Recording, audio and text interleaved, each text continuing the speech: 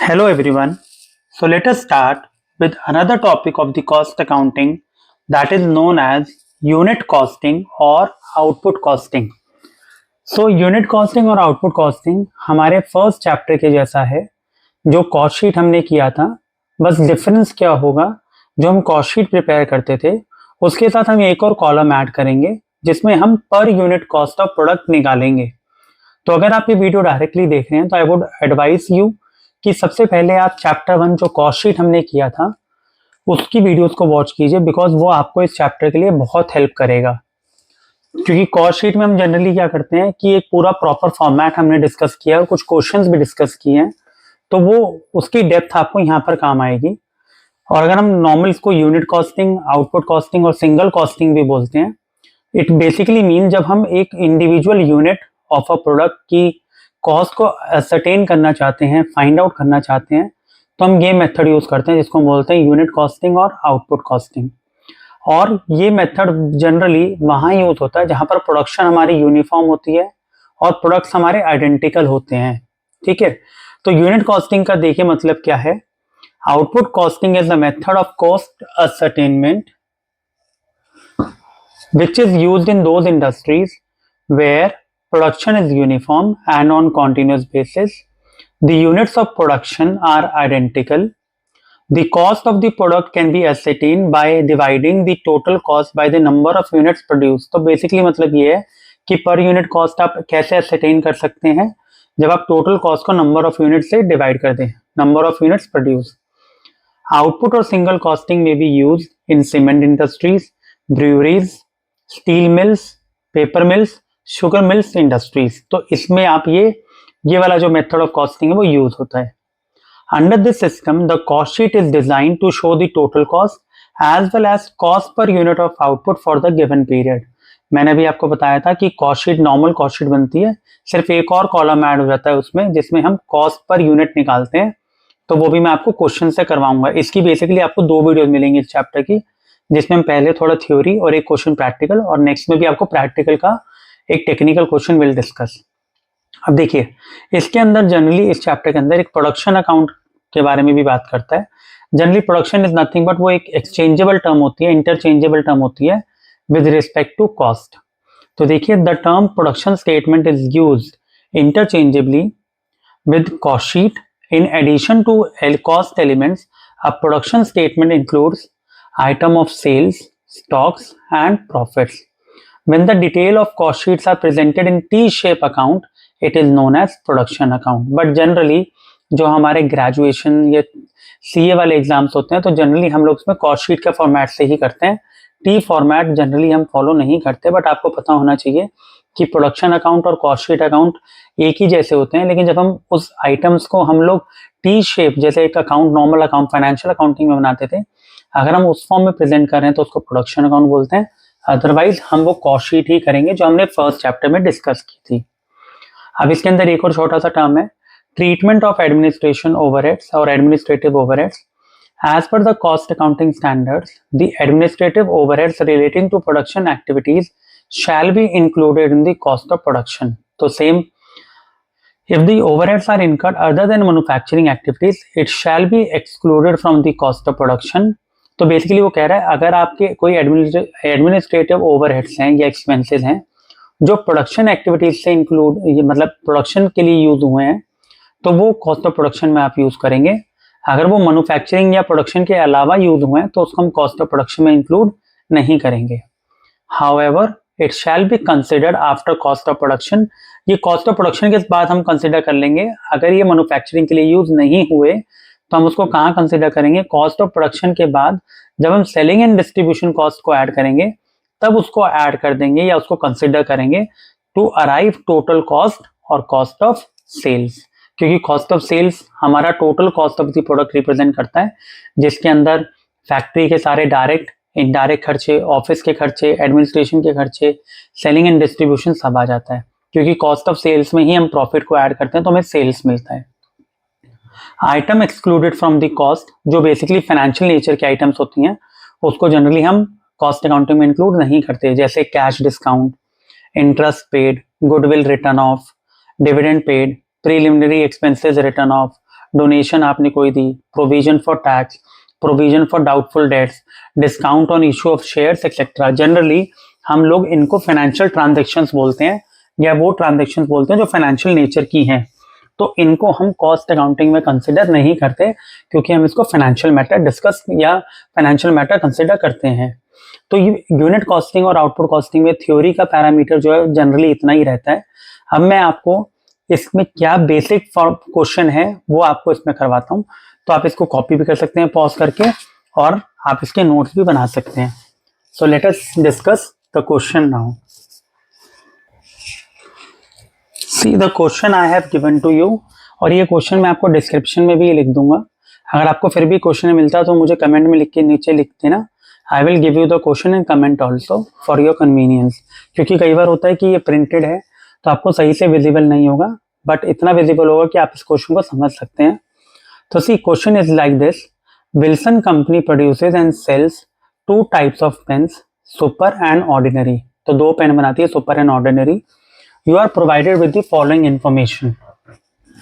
सबसे पहला है direct material cost of super type pen is ₹2 and that of ordinary type pen is 1।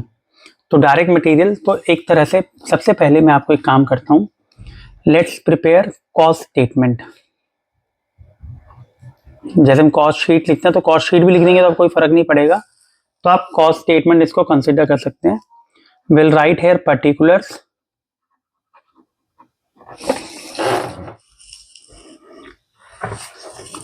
तो इसमें कॉस्ट स्टेटमेंट, फिर अब यहां पर हम लिखेंगे दो टाइप के पेन है, एक है सुपर और एक है ऑर्डिनरी। तो सबसे पहले आप एक चीज और चेक कर लीजिए, ये वेजेस के बारे में, ये प्रोडक्शन ओवरहेड्स के बारे में है, फिर एडमिनिस्ट्रेशन ओवरहेड्स के बारे में है। तो आप ये चेक कीजिए, सेलिंग एंड डिस्ट्रीब्यूशन ओवरहेड्स ये दिया हुआ है, सारे कॉस्ट शीट के फॉर्मेट हमें गिवन है। मैं अभी आपको ये रीड करके बताऊंगा। मैं यहाँ पर मेन चाह रहा था, आप ये देखिए, number of pens produced, super के आपने कितने पेन्स प्रोड्यूस किए हैं, 60,000 पेन्स, ये मैंने ऊपर लिख लिया। और ऑर्डिनरी के कितने पेन्स प्रोड्यूस हुए हैं, 1,20,000 पेन्स। क्योंकि ये जो प्रोडक्शन हमने की है इसी के हिसाब से हमारी कॉस्ट निकलेगी। नंबर ऑफ पेन सोल्ड अभी आपको बताऊंगा कहाँ यूज होगा।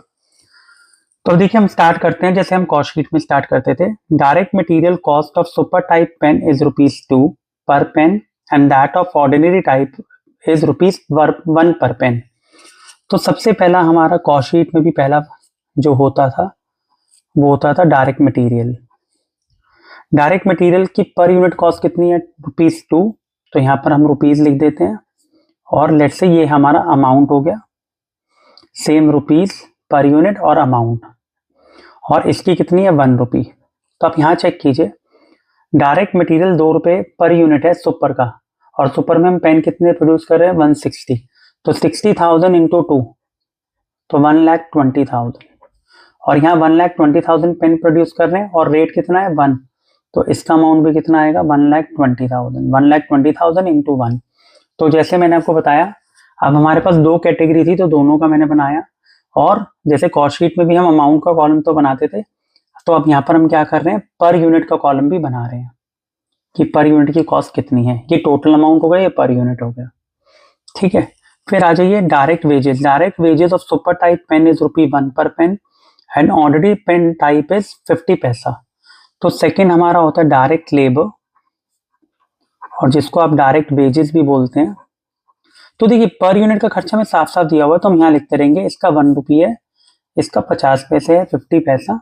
तो सिंपल नंबर ऑफ जो पेन्स प्रोड्यूस है उससे मल्टीप्लाई करना है, क्योंकि हमारी प्रोडक्शन कॉस्ट ही है। 60,000 इंटू 1, 60,000, 1,20,000 इंटू 0.5, तो ये 60,000। ये अभी इस केस में सेम आ रहे हैं, बट हो सकता है ऐसे सेम ना हो। अब प्रोडक्शन ओवरहेड्स आ गए, which is 100% of direct wages in both types of pens. तो देखिए ओवरहेड आ गया, ओवरहेड मतलब ये क्या, मैंने आपको पहले भी बताया हुआ है, इनडायरेक्ट। तो इसका मतलब डायरेक्ट नेचर के खर्चे सारे कंप्लीट हो गए। तो अब हम यहाँ क्या करेंगे, यहाँ लिख देंगे प्राइम कॉस्ट, जैसे कॉस्ट शीट में लिखते थे। तो इसको ऐड कर दीजिए 3, ये हो गया 1,80,000, ये 1.50 और ये 1,80,000। तो ये तो कॉस्ट आ गई, प्राइम कॉस्ट। इसके बाद हम कॉस्ट शीट में भी क्या करते हैं, फैक्ट्री ओवरहेड्स, या आप कह सकते हो प्रोडक्शन ओवरहेड्स, एक ही मतलब होता है। कह रहा है 100% ऑफ वेजेस, तो मतलब जो वेजेस हमारा है उसका 100%, तो वेजेस कितना है यहाँ पर 60,000, उसका 100%, तो 100%, तो ये 100% वैल्यू है 60,000, और ये भी 60,000 होगा क्योंकि ये भी 60,000 दिया हुआ है। तो इसका मतलब पर यूनिट यहाँ 1 था तो ये भी 1 हो गया और ये 0.50 हो गया। क्यों? क्योंकि 100% ऑफ वेजेस का मतलब क्या है, जितनी हमारी वेजेस है पूरी की पूरी 100%, तो सेम वैल्यू यहाँ कॉपी कर दी हमने। तो इसको हम ऐड करते थे तो हमें क्या मिलता था, हमें मिलता था वर्क कॉस्ट, क्योंकि WIP का यहाँ कोई पॉइंट नहीं है।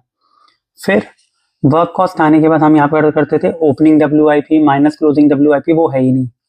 फिर हमें दिया हुआ है एडमिनिस्ट्रेशन ओवरहेड्स या ऑफिस एंड एडमिनिस्ट्रेशन, एक ही बात है। कितना लिखा हुआ है, 25% of work cost in both types of pen. तो जो हमारी ये जो वर्क कॉस्ट कितनी हो गई है, आप ऐड कर लीजिए, 3 + 1 4, 2,40,000, ये 2 हो गया और 2,40,000।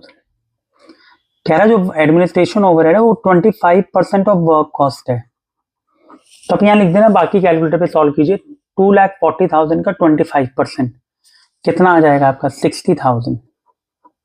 सेम इसका भी कितना आएगा 60,000, और 25% आप चाहें तो 4 रुपीज का 25% कितना होगा 1, और 2 रुपीज का कितना होगा 0.50, वरना आप ऐसे भी निकाल सकते हो 60,000 और प्रोडक्शन कितनी है 60,000, 60,000 डिवाइड बाय 60,000 तब भी 1 आएगा। लेकिन जब हमें डायरेक्टली यहाँ 4 दिया हुआ तो मैंने इसका भी 25% कर दिया, और सिमिलरली यहाँ किया।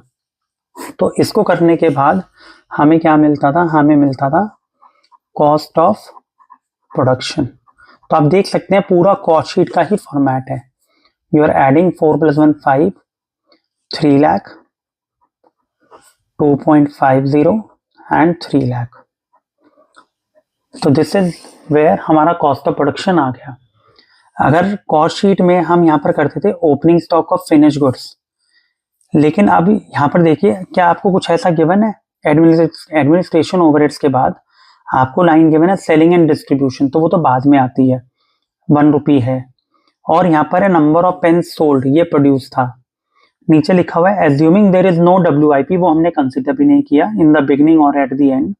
Opening stock of finish goods is nil, तो मतलब जो मैं यहाँ कह रहा था ना opening stock of finish goods, वो कह रहा है ही नहीं ऐसा, तो इसका मतलब उससे हमें लिखने की भी जरूरत नहीं। तो हम सीधा क्या करेंगे, you are required to prepare cost statement, वो हम बना रहे हैं। तो मैं माइनस क्यों लिखा है यहाँ पे, क्योंकि हम यहाँ पर क्या करते थे plus opening stock of finish goods minus closing stock of finish goods.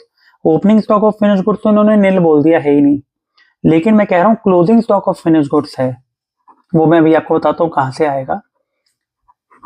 तो यहाँ पर आप एक चीज चेक कीजिए, ये रहा सोल्ड 60,000 पेन प्रोड्यूस हुए थे सुपर टाइप के, बिके कितने 50,000।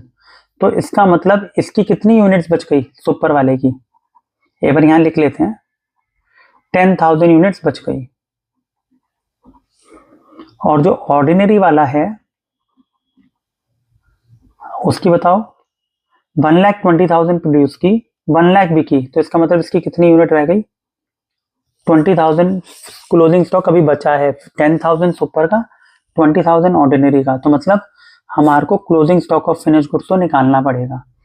तो आपको पता है इसका रेट मुझे नहीं पता, ना कहीं लिखा हुआ, तो मैंने आपको पहले भी बताया हुआ है कि जब भी हमें closing stock of finish goods का रेट निकालना होता है तो हम क्या करते हैं, cost of production divide by units produce.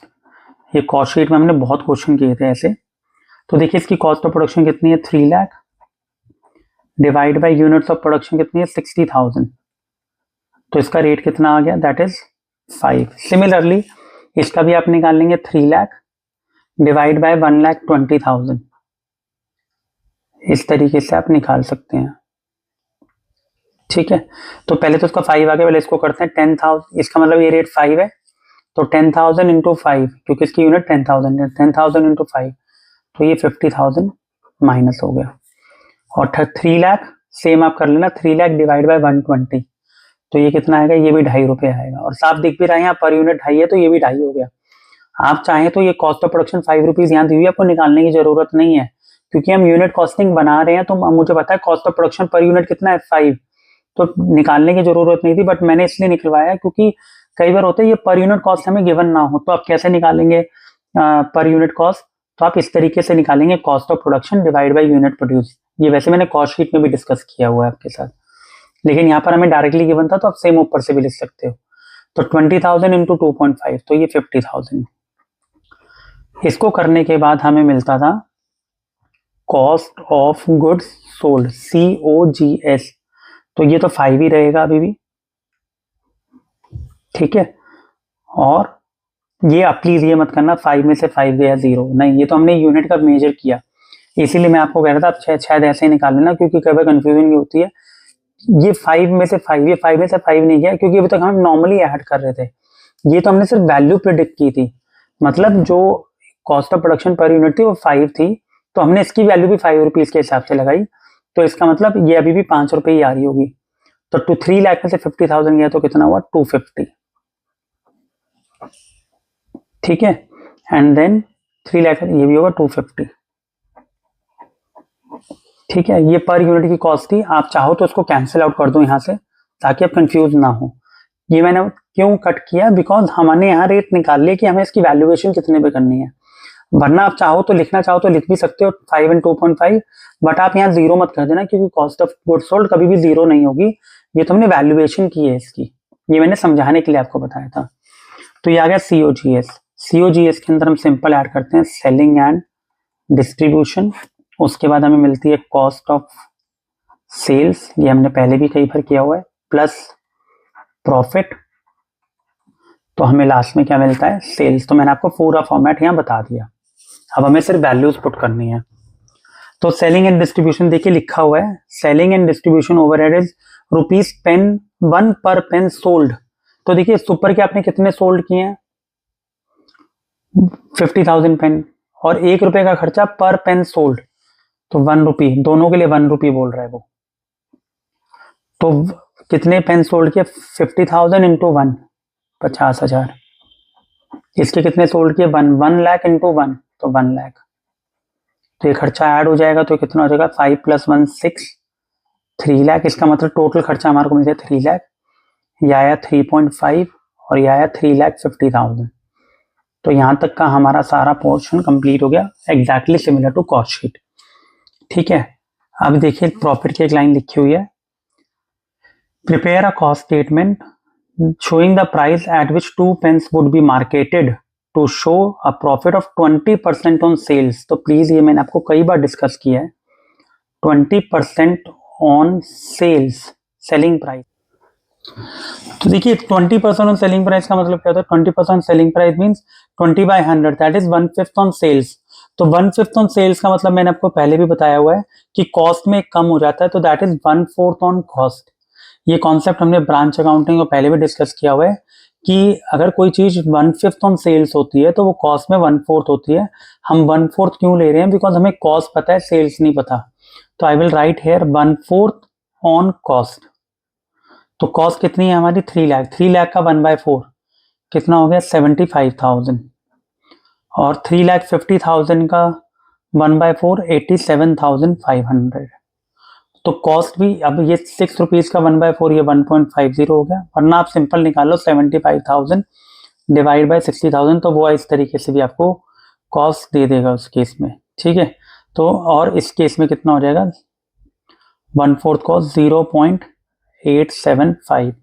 तो बस अब आप सिंपल इसको ऐड कर दीजिए, आपको मिल जाएगा सेलिंग प्राइस 7.50 और ये आ जाएगा टोटल 3,75,000 और ये आ जाएगा टोटल हमारा 4.375 और इसको ऐड करेंगे तो हमें मिलेगा 4,37,500। सो कहने का मतलब क्या है, हमने पूरा कॉस्ट शीट का फॉर्मेट बनाया, पर यूनिट कॉस्टिंग हमें नॉर्मली गिवन थी, ये क्लोजिंग स्टॉक हमने माइनस किया तो इसकी कॉस्टिंग मैंने आपको बता दी हम ऐसे निकालते हैं, ठीक है। लेकिन ये यहाँ से इसमें माइनस नहीं होगी, मैं रिपीट कर रहा हूँ, क्योंकि ये वैल्यूएशन 5 रुपीज के हिसाब से, तो हमने इसकी वैल्यूएशन भी 5 रुपीज के हिसाब से की। इसका मतलब 3 लाख में से 50,000 का सामान बच गया, नहीं बिका, तो बाकी कितने का बिका, 2.5 लाख का। तो 2.5 लाख की वैल्यूएशन भी किस रुपीस के हिसाब से होगी, 5 रुपीज, और 2.5 इस केस में। सेलिंग एंड डिस्ट्रीब्यूशन 1 रुपी के हिसाब से दिया हुआ था, तो इन दोनों को ऐड किया, कॉस्ट ऑफ सेल्स मिल गया। फिर इसने लिखा है 20% प्रॉफिट जो है 20% ऑन सेलिंग प्राइस है, इसका मतलब 1/5 on sale which means 1/4 on cost. तो हमने कॉस्ट का 1/4 निकाला, हमें प्रॉफिट मिल गया, और इसको हमने ऐड किया तो हमें सेलिंग प्राइस और टोटल सेल्स मिल गई। तो वो आपसे पूछ रहा था एट विच प्राइस, तो प्राइस कितना होगा 7.50 पर यूनिट, और ऑर्डिनरी का कितना होगा 4.375 पर यूनिट। तो ये हमारा जो कॉन्सेप्ट था ये यूनिट कॉस्टिंग का था, ठीक है।